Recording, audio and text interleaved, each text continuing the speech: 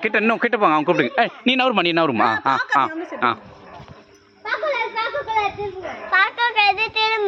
சரி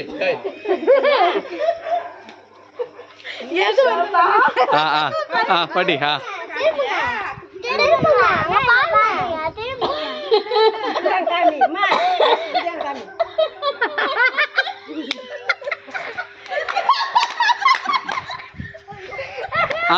அவங்ககிட்ட சொல்லு. நீ அந்த பக்கம் திரும்பமா. நீ அந்த பக்கம்